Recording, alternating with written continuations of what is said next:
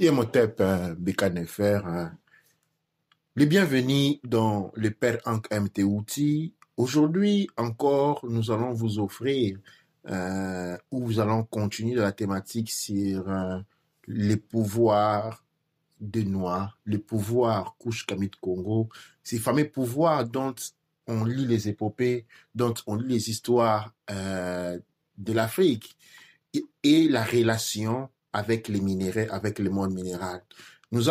Ça c'est une deuxième émission que nous affrontons d'ici et nous avons reçu une réponse qui vient d'un de nos CANEB à partir de Kinshasa. Nous allons écouter son questionnement et nous allons progresser avec notre débat. Douane-Cher. Il s'est passé quelque chose par rapport à ce que vous expliquez sur les minéraux et leur statut au fait de source de pouvoir. Mon oncle, qui est dans la politique et qui a beaucoup voyagé, est allé aux États-Unis récemment et il était dans une réunion là où on parlait du Congo. Alors, dans cette réunion-là, ils ont commencé à parler des territoires et des villages qui se trouvaient au Congo, là où se trouvaient des ressources importantes. Et notamment, vous savez, je crois, on avait sorti des listes de nouveaux minéraux, dont une bonne partie se trouve bien sûr toujours au Congo. Alors, mon oncle, pendant qu'il assistait à la réunion, on a soulevé la question de son village, c'est-à-dire de notre village, qui s'appelle Matantale. Et il dit, oui, ça c'est mon village. Alors les gars, ils étaient très surpris. Ça c'est votre village. Ce territoire-là, c'est votre... Oui, il dit, c'est ma famille, c'est notre clan. Nous sommes les responsables en termes de chefferie et tout ça. Alors, les gens, ils leur ont dit, oui, effectivement, il y a beaucoup de choses très intéressantes sur vos terres. Et voilà, il faudrait que quelqu'un s'en occupe, quoi. Des gens pensent à venir chercher ça. Alors, ce qui est intéressant, c'est que Zoé Kabila, il semblerait qu'il avait voulu acheter cette portion de terre. Nous sommes dans le Maï Dondo, Béoban Dondo. Il voulait acheter cette portion de terre pour pouvoir l'exploiter, d'accord, et avoir des accords miniers avec certaines de ces entreprises-là américaines. Le problème, c'est que lorsqu'il est allé chez ces Américains-là, il leur dit qu'il n'y a personne sur ces terres-là. Il dit que ouais, on peut y aller, il n'y a pas vraiment de population. Alors, à partir de là, je me dis, tiens, il y a des ressources, une population autochtone, on va dire ça comme ça, et un besoin d'exploiter. On est dans le cas de l'Est, là où un jour, finalement, après des études comme ça qui se font en fait en dehors du pays, ben on se dit, écoutez, cette zone-là, nous on savait que voilà, c'est un peu comme ça se passe à l'Est. Tout le monde sait qu'il y a des génocides organisés pour prendre du terrain. Et là, j'ai l'impression que j'assiste à ça, mais la question est sur mon village. Et il paraît que Zoé voulait s'approprier ces terres-là. Et mon oncle, maintenant, lui qui était censé être dans les chefferies, il s'est dit, ouais, maintenant, vu qu'on lui a dit ça aux États-Unis, il va aller maintenant au village pour parler, mais pas pour prendre ses responsabilités, parce que eux, ils ont le sang direct de ça. C'est juste parce que lui aussi, au fait, il veut se lancer, au fait, dans une... Douane-Cher à notre CANEB pour ces témoignages, qui constitue en fait la base de l'exposé dont nous avons déjà commencé, nous avons fait une première partie. Cette intervention de notre CANEB vient au point pour encore essayer de pointer la direction des choses. Et je vais encore rebondir sur ces mécanismes-là. Un mécanisme, parce qu'aujourd'hui, c'est qui les Kush Kamit Congo, le peuple noir? C'est un peuple, de lui-même, il ne sait rien. Mais tout le monde sont au courant de lui.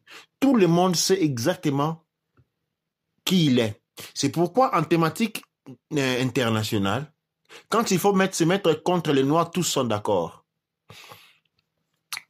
On a parlé de puissants marabouts d'Afrique, les puissants d'Afrique, dans toute la littérature ancienne, du monde antique, quand on parle des terres mystérieuses, c'est toujours l'Afrique.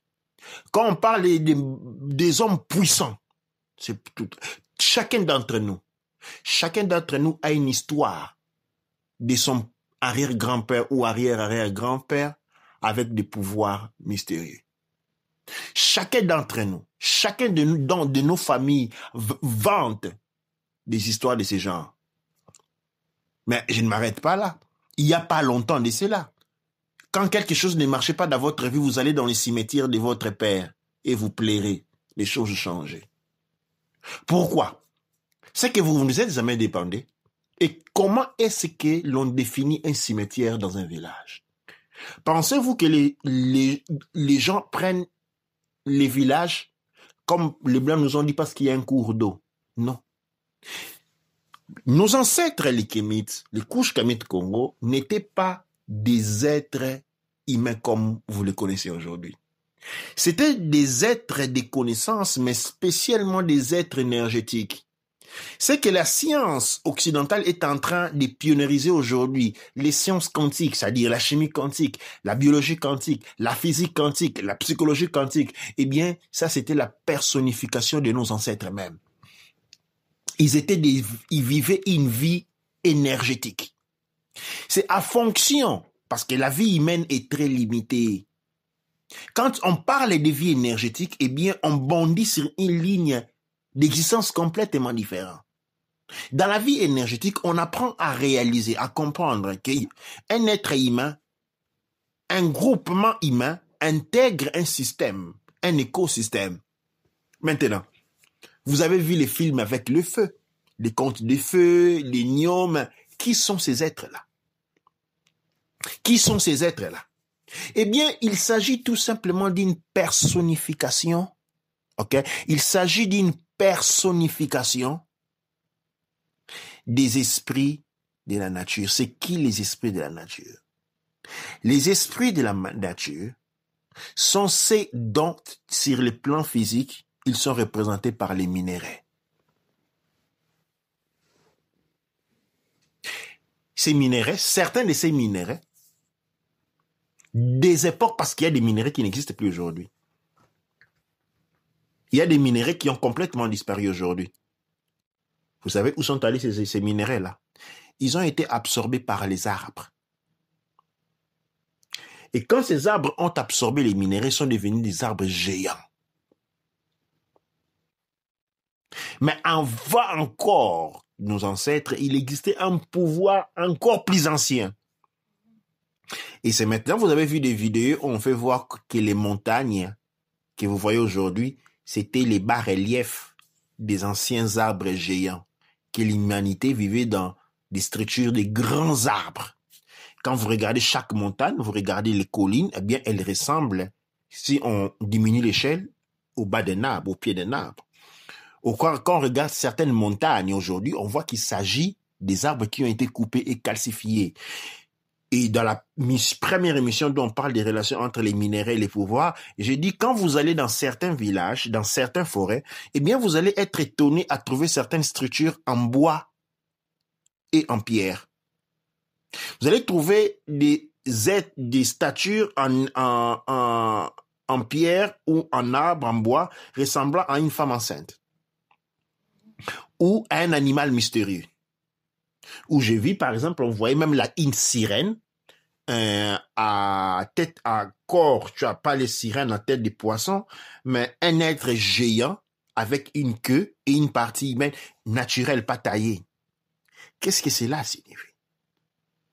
Eh bien, je l'ai expliqué dans les premiers points, en disant les différences entre les êtres mobiles et immobiles et la relation qu'il existe entre le monde physique et le monde spirituel.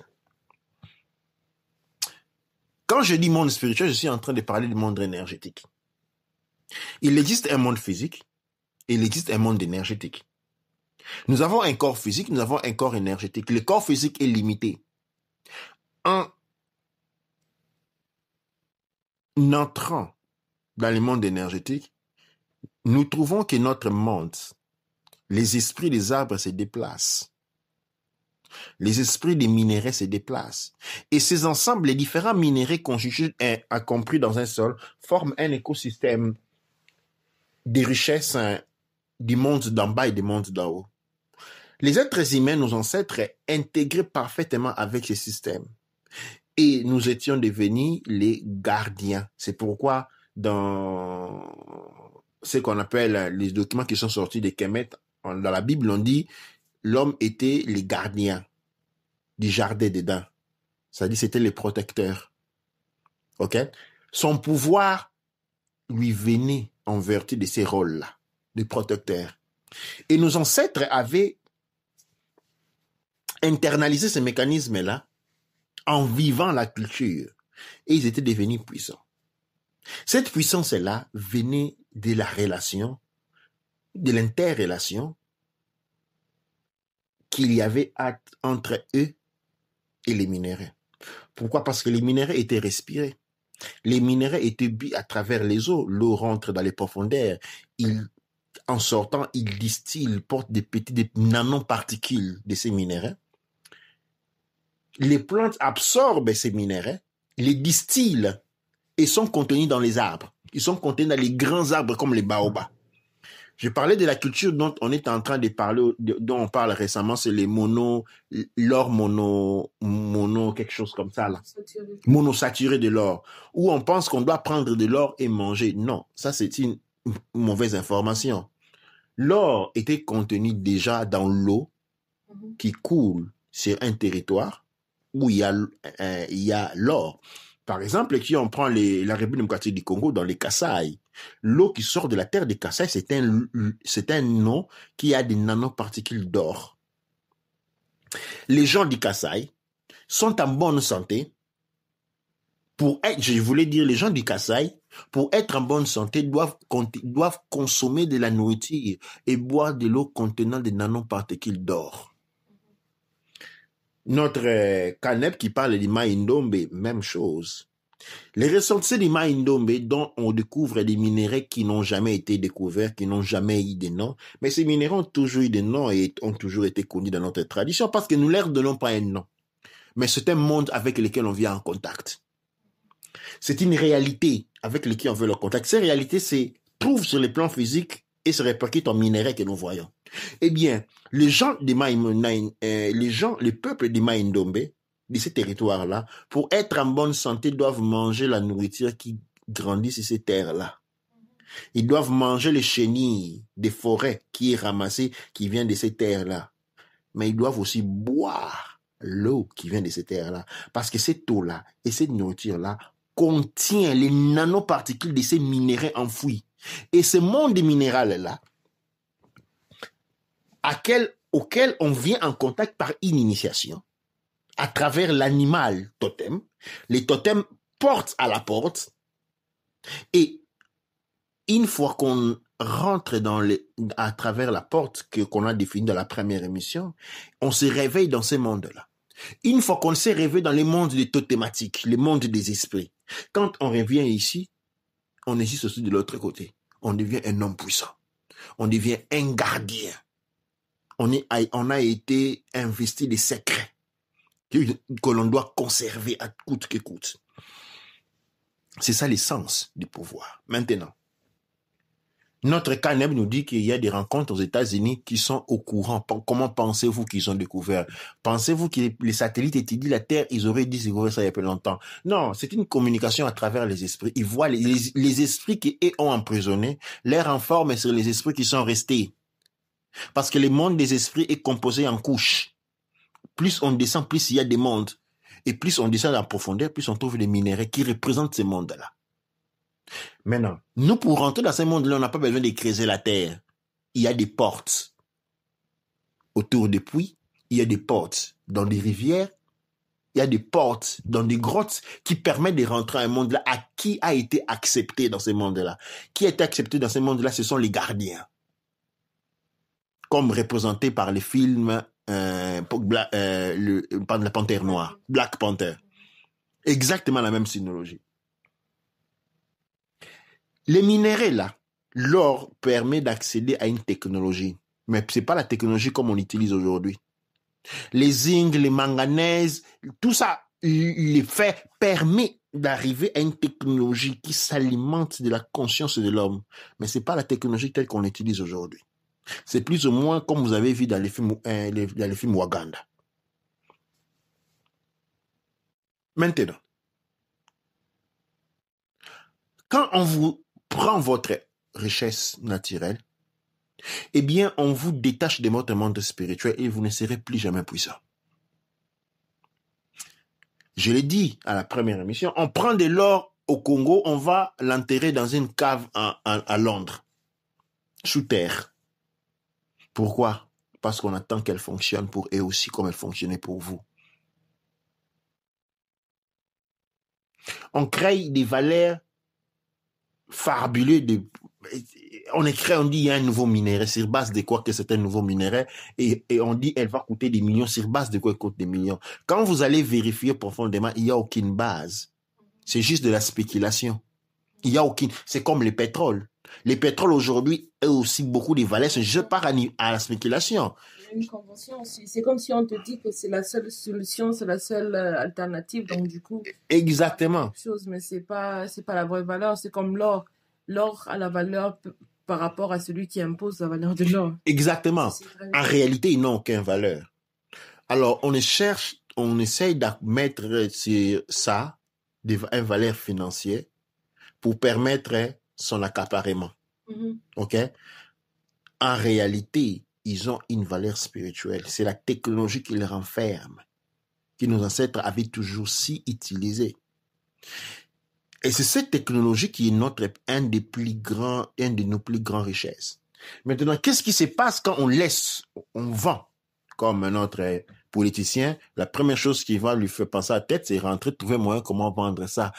Vous vous débarrassez de ces pouvoirs. Mais justement, dans cette ère-là, que je connais bien aussi, c'est que, dans le sens que je sais que dans cette zone-là, il est interdit de vendre la terre. On ne vend pas la terre, parce que la terre, elle appartient, entre guillemets, aux ancêtres. Donc, ça veut dire que si quelqu'un est intéressé, il a le droit de louer, d'utiliser. C'est comme on dit, il n'y a personne qui est propriétaire de la terre. Dans le sens où il a le droit d'utiliser la terre, il a le droit de faire pousser ce qu'il veut faire pousser, y habiter, mais on ne peut jamais acheter, s'approprier à soi-même.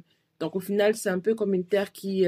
c'est comme en Europe aujourd'hui, comme en Angleterre, tu peux acheter ta maison, tu achètes le territoire, mais tu n'as que 100 ans, 120 ans. Après 100 ans, le territoire retourne à la couronne et il faut réacheter ça pour reconfirmer. Donc, il faut redemander d'avoir le droit à ce territoire-là au final. Donc, c'est un système qui est vraiment similaire qui dépasse avec ça. Absolument. Pour ceux qui me regardent, toute l'Afrique centrale devait être un territoire qu'on ne peut pas acheter. 1. 2. Toute l'Afrique centrale devait être un territoire off limits pour tous les étrangers. Sinon, pour le tourisme. Vous pouvez venir, visiter, voir, mais vous ne pouvez pas y résider. Ça, c'est toute l'Afrique centrale. Pourquoi? Parce que les pouvoirs noirs résident là. C'est la zone avec la plus grande concentration des minéraux. En Afrique d'ici, il y a l'or et les diamants, mais en Afrique centrale, il y a beaucoup plus. Beaucoup plus qu'ailleurs. Et ça devait être une forteresse. Parce que notre pouvoir, c'est-à-dire notre survie, dépend de l'Afrique. La survie de la race noire dépend en Afrique. Et on est aujourd'hui en train de déraciner ces pouvoirs-là. Et le pouvoir a résisté pendant longtemps dans l'incompétence et dans l'ignorance de son peuple. Maintenant que ces connaissances sont arrivées dehors, maintenant que ces connaissances ont été divulguées, ils ont été divulguées parce que nous sommes en train d'arriver à un point de non-retour. Quand nous aurons dépassé ces limites-là, eh bien, on ne pourra plus revenir en arrière. Il y a beaucoup de pays, spécialement en Afrique de l'Ouest, où la royauté existe, où ces genres de pratiques sont complètement interdites, où les gens vivent de l'agriculture, mais on ne touche pas à l'or, parce qu'on a conscience que le pouvoir dépend des minéraux. Le pouvoir dépend, la capacité à défendre, à se défendre, à se projeter dans le futur, dépend des minéraux, non comme instrument, non comme bien à vendre. mais comme portes représentant des mondes à travers lesquels nous devons venir en contact pour développer les puissances de l'esprit. Aujourd'hui, on parle souvent de l'uranium, dont l'utilité, c'est lui de faire des bombes. Ça, c'est pas la seule utilité. Ça, c'est l'utilité perverse. En fait, l'uranium a la capacité de conserver la vie. L'uranium a la capacité d'allonger la vie. Les gens qui vivent dans les territoires où il y a l'uranium sont longévifs, ils vivent pendant très longtemps et ils vieillissent lentement. Lentement. Les personnes là qui vivent dans ces territoires-là, vous les prenez, vous les apportez aux États-Unis, ils vont commencer à se taper des cancers chaque année et des arrêts cardiaques. Insuffisance minérale. C'est comme si en tant que couche Kamit Congo, notre corps pour fonctionner n'a pas seulement besoin de la nourriture, il a besoin du pouvoir. Ces pouvoirs-là nous viennent de notre environnement. Ces pouvoirs-là nous viennent de nos minéraux. C'est pourquoi boire notre eau est aussi importante. Pas de l'eau minérale qui vient, je ne sais pas moi d'où. L'eau qui sort de la terre. Si c'est une eau qui est fournie des éléments nutritifs en termes de pouvoir dont nous avons besoin. La nourriture territoriale. Quand tu es du Kasaï et que tu manges les pondus, les feuilles de manioc, ce n'est pas n'importe quel pondu feuilles de manioc que tu dois manger. Les feuilles de manioc qui viennent du Bandounou, ce n'est pas pour toi. Parce que ces feuilles-là recyclent des aliments, des minéraux qui ne sont pas au Kasaï. Au Kasaï, il y a les diamants. Dans les Bandounou, il y a des genres de minéraux différents. Mais ces pondus-là, pour celui qui vient du bas Congo, du bas Zaïre, c'est aussi différent. Il ne mange pas celui qui vient de là. Effectivement, je me rappelle quand j'étais plus jeune, j'achetais le pondu avec des mamans au Congo et tout, et c'était vraiment typique ça, parce qu'au final, il y avait beaucoup de noms fluorescents, il y avait le pondu caoutchouc, il y avait le pondu ça, il y avait le pondu ça. Mais en réalité, on appelle ça le pondu caoutchouc parce que c'était un pondu qui venait d'une région où il y avait le caoutchouc. Exactement. Et donc, c'était vraiment particulièrement par rapport à ce qu'il y avait dedans. Et c'est ça qui fait qu'on a regardé ça comme ça. Mais en même temps, je dois avouer que c'est vraiment très dur. C'est dur même à y penser, à y voir et tout. À avaler. À avaler, c'est dur. La réalisation, elle est dure. La réalisation, elle est fortement dure. Parce que c'est un territoire Maïndombe qui... au fait, on a nommé le savant Maïndombe pour ce territoire-là parce que c'est un territoire mystérieux dans le sens que c'est une rivière qui a les mêmes propriétés, mais qui se trouve dans 3 parties différentes parce que ça fait partie d'un corps géant. Et je dirais encore plus sur le Maïndombe. Ce n'est pas pour rien qu'on l'appelle Maïndombe. On l'appelle Maïndombe, c'est parce qu'il s'agit d'une route, d'un passage, d'un tunnel qui relie 3 endroits différents de la galaxie, représentés par 3 endroits différents sur notre planète. En rentrant dans le Maïndombe, on sort dans un endroit bien spécifique. Les Maïndombe, c'est ce que les gens appellent les Gate of Stars. Attention. C'est pourquoi tout ce qui rentre dans Maïndombe ne sort plus. Ça sort ailleurs. Tu dois savoir les coordonnées. C'est Ndirana. Un trou noir. Hein? Les trous noirs que vous avez dans la galaxie, eh bien au Congo, vous en avez un présent devant vos yeux. Comment pensez-vous vous trouvez et les trous noirs? C'est Maïndombe, c'est un trou noir. Et tu dois savoir les coordonnées parce que quand tu y rentres, tu sors dans différents endroits. Et tu dois sortir dans un endroit bien déterminé et pour pouvoir retourner. Il y a plusieurs mondes. C'est une route. Au fin fond, il y a un tunnel en vitre qui conduit avec différentes déramations, différentes directions, qui se connecte au Volta. Mais tu dois avoir les coordonnées. Tu vois? Alors ça, c'est ça. Cette histoire-là, c'est une histoire que j'ai reconnue, ça, de Parce qu'une fois, quand je parlais à un ami ghanéen, je parlais de cette région-là, il m'a arrêté tout de suite. Il m'a dit que ils avaient le même endroit dans leur pays aussi. C'est comme ça qu'il m'a expliqué. Il m'a raconté l'histoire, entre guillemets, initiale sur la région et tout. Et ça, c'est un endroit très mystérieux, même au Congo. Au final, c'est un endroit très mystérieux avec beaucoup d'histoires mystérieuses aussi. C'est un trou noir, Ingirana. Non, ouais. C'est un trou noir, Ingirana, qui, à travers ces points, les Maïndombe, si tu sais naviguer à l'intérieur de ça, ok, eh bien, tu te retrouves directement dans ce qu'on appelle la Voie lactée. Mhm. Ok, la Voie lactée, c'est une des distances hors de notre planète les plus courtes. À partir de la Voie lactée maintenant, tu te diriges vers d'autres zones de la galaxie en empruntant, si tu sais l'utiliser, ce qu'on appelle les fissures espace-temporales. Les fissures espace-temporales se manifestent au Congo, et là, je vais donner encore un élément plus. Un des espaces où nous avons la fissure espace-temps au Congo, c'est dans les montagnes qu'on appelle Mangengenge. Mhm. Dans les montagnes de Mangengenge, ceux qui ont visité là vont dire, on va voir un petit ruisseau en train de traverser un gros tronc d'arbre. Là, il y a une fissure espace-temps. C'est-à-dire, si tu connais les coordonnées de navigation, tu passes à travers cette fissure-là. Tu te retrouves dans le passé du Congo ou dans le futur du Congo. Maintenant, j'ai dit Mayandombe, j'ai dit Mangengenge, il y a plusieurs endroits de fissures que je ne vais pas donner. Je vais seulement donner deux. Pour spécifier l'importance liée, pas à ces pays-là, mais à ces terres-là.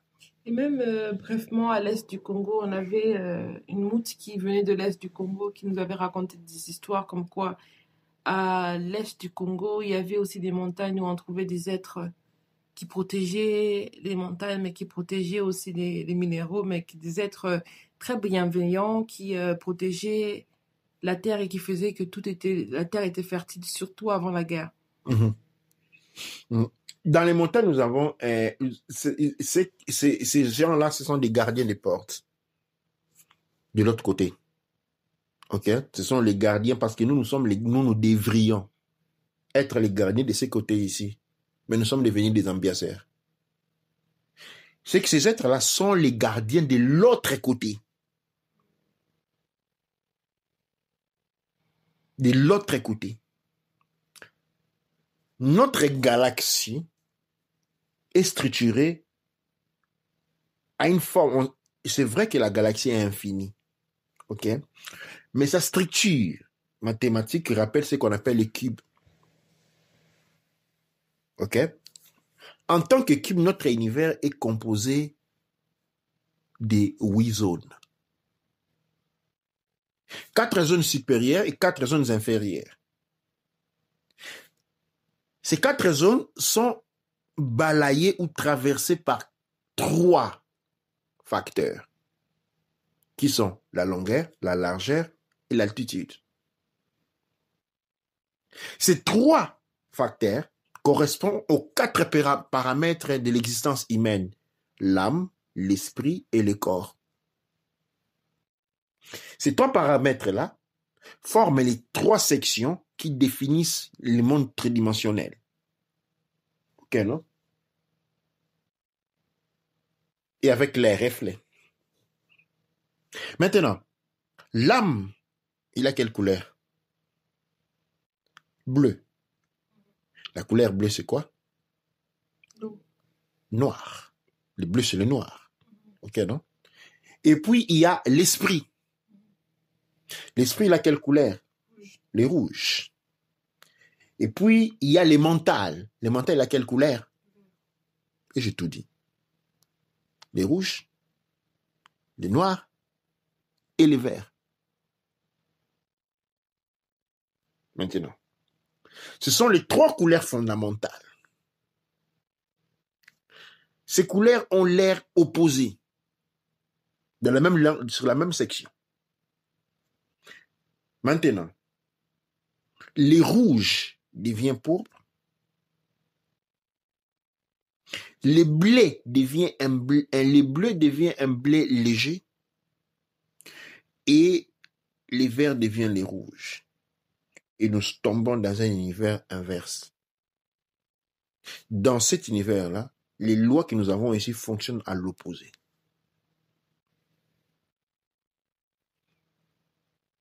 Et puis, il y a un autre univers. Moi, j'ai justement décrit celui qui est à côté. Et à côté, et puis, ils ont parlé de 8 zones différentes. Et nous sommes une zone.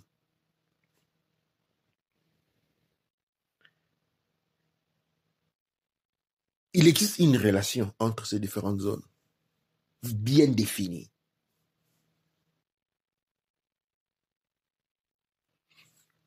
Entre ces zones-là, il y a ce qu'on appelle des couloirs.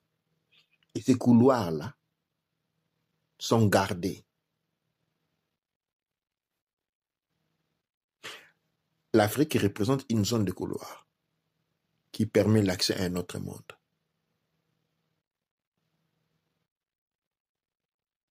Si notre monde était un arbre, l'Afrique représente les racines.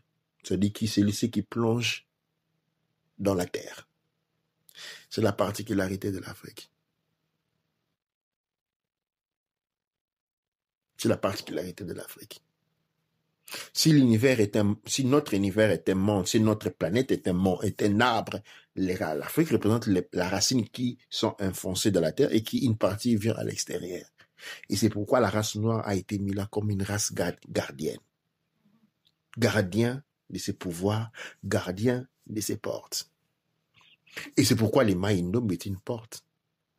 Les Maïndombe est une des grandes portes. On fait des films sur le Stargate, on voyage en Égypte, on veut trouver des portes. Et nous, regardons ces films-là. Et on n'a jamais vu qu'on a juste une grande porte devant les yeux de tout le monde qui est Maïndombe.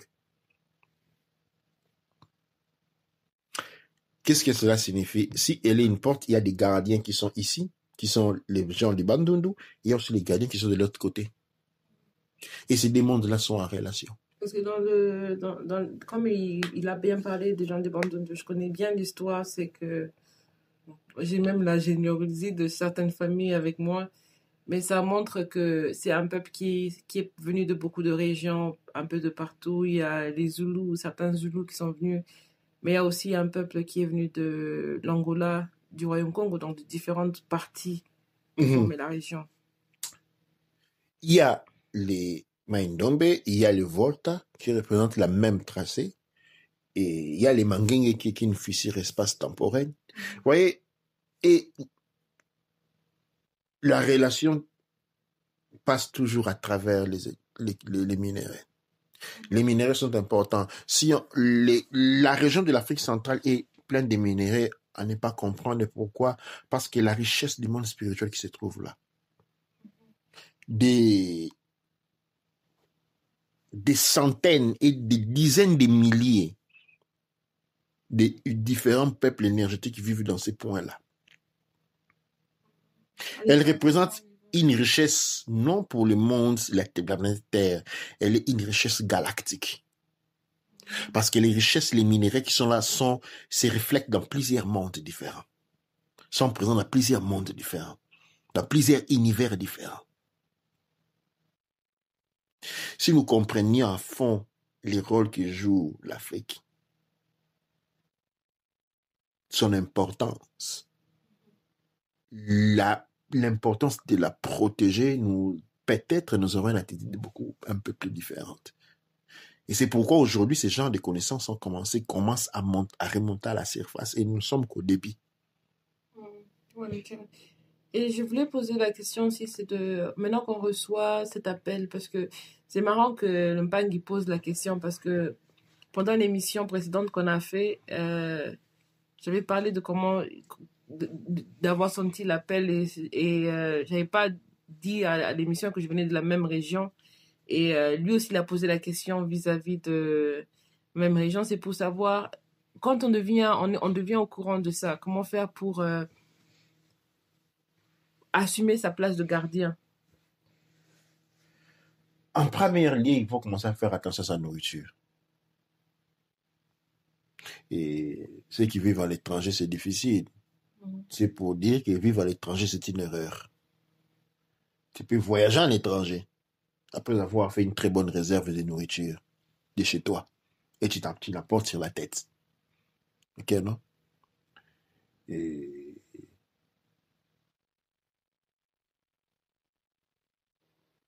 vivre à l'étranger, c'est une erreur grave. J'appellerai à la limite un suicide volontaire, noué dans l'inconscience et dans la fabulation, c'est-à-dire dans la folie, quand je parle d'affabulation. C'est un choix de fou, parce que c'est un choix de mort, qui certaines fois est utile, parce que ce n'est qu'en allant trop loin qu'on réalise ce qu'on a à la maison. Tu vois? Et des fois, il faut faire cette expérience-là est nécessaire, et c'est l'expérience sur laquelle nous sommes allés, nous apprécions ce qu'il y a en Afrique. L'eau de l'Afrique est merveilleuse. L'eau potable, je n'avais même pas. L'eau potable, c'est de l'eau déminéralisée. C'est dit de l'eau déminéralisée. On déminéralise l'eau pour mettre des minéraux artificiels, mais c'est de l'eau morte. Tu vois? Il y a des techniques pour nettoyer les rivières de façon magnifique. On peut magnétiser. Notre existence est énergie, notre corps est énergie. Et si nous prenons conscience de ces facteurs, si nos ancêtres ne vivaient pas en tant que des êtres humains, nos ancêtres avaient une vie énergétique, ils vivaient en tant qu'énergie du cosmos. Et ils manifestaient cette énergie parce que l'énergie se manifeste. Oh. L'énergie se manifeste. Ils vivaient une vie énergétique dans le corps physique. Nous vivons une vie de pensée dans un corps physique. Pourquoi nous pensons, nous voulons réaliser des choses que nous ne réaliserons jamais, parce que la seule possibilité de réaliser les choses, c'est vivre en tant qu'esprit. Et donc, un coucou à tous ceux qui sont en étranger pour leur dire que, ok, maintenant vous avez une raison pour commencer à rentrer. À ceux qui sont en Afrique, attention. N'écoutez plus ce que vous disent les autres. Vous êtes des Bandundu, l'endroit le plus sain pour vous. Si vous êtes des Bandundu, il faut savoir que les Bandundu pour vous est un lieu sacré, un lieu saint. Vous êtes de l'Équateur. Pour vous, l'Équateur, c'est un lieu saint. Vous êtes des Kananga, des Mbujimaï. Pour vous, Mbujimaï, c'est un lieu saint. Vous êtes du Bazaïe. Les Bazaïe, pour vous, est un lieu saint. Vous êtes de la Côte d'Ivoire, de Dahomey. Ça, c'est un lien saint pour vous, c'est celui-là. Et quand vous êtes en train de manger un fruit qui a poussé sur ce territoire-là. Manger de l'or, du diamant, du manganèse. Vous êtes sacré. Quand vous êtes en train de boire l'eau qui sort de votre territoire, vous n'êtes pas en train de boire, vous êtes en train de vous sacraliser. Quand vous êtes en train de manger les produits alimentaires qui ont grandi sur les territoires de votre territoire d'origine, eh bien, vous êtes en train de vous sacraliser. Et spécialement quand ça vient de votre propre village. Vous êtes en train de vous sacraliser. Il faut se sacraliser. Il faut arrêter l'exploitation des minéraux. Arrêter de couper les arbres. Les blancs, il faut arrêter. Oui, certains minéraux il y a des minéraux qui ont disparu, qui existent dans les arbres. Vous abattez l'arbre, c'est fini, elle ne revient plus.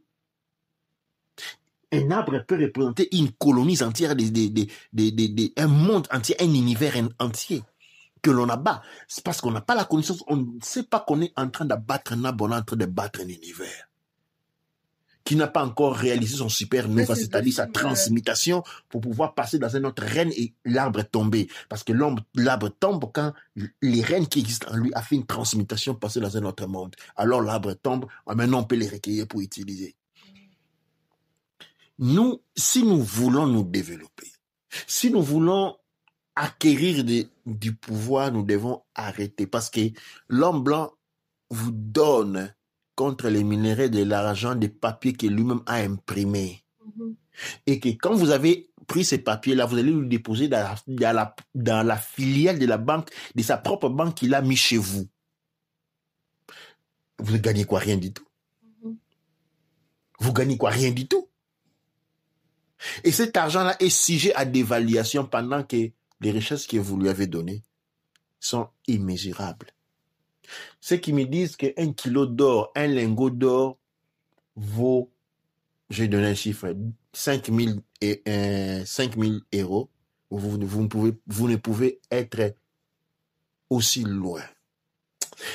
C'est-à-dire, si moi, Kinkela Oma Zulu, je devais vendre à un Américain 1 gramme d'or, ils doivent me donner toute la ville de Texas. Parce que là, il n'y a rien.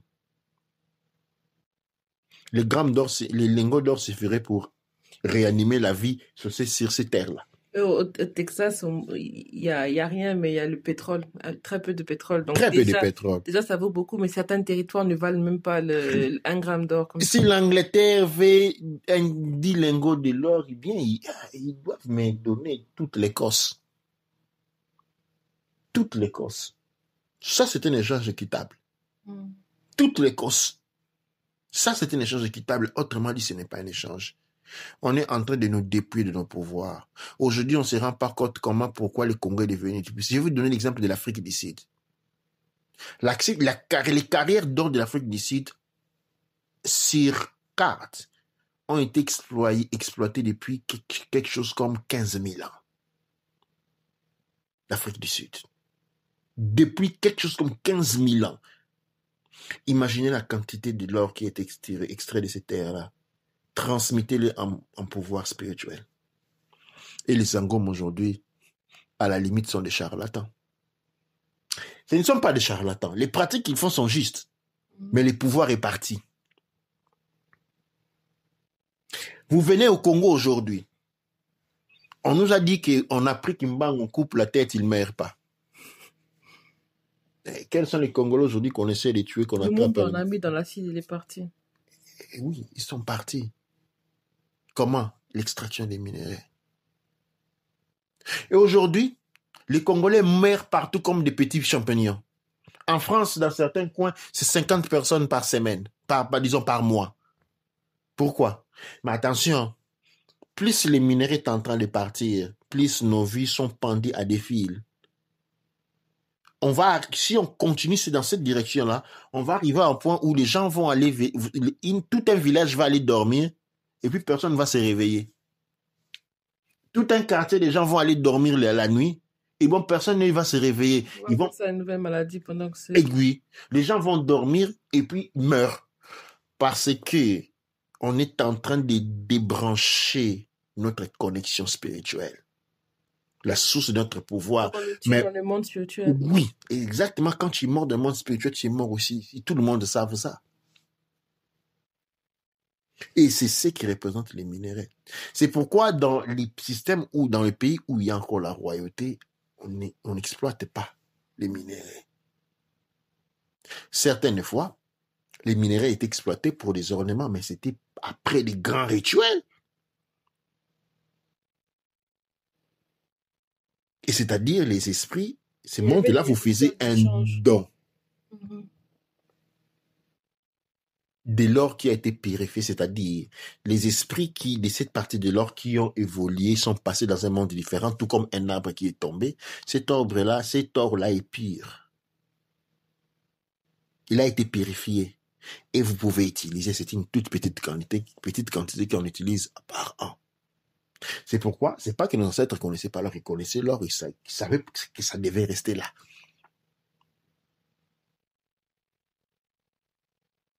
Ils savaient qu'il devait rester là. Aujourd'hui, on parle de la Renaissance, mais si cette Renaissance continue dans cette voie, il n'y en aura pas du tout.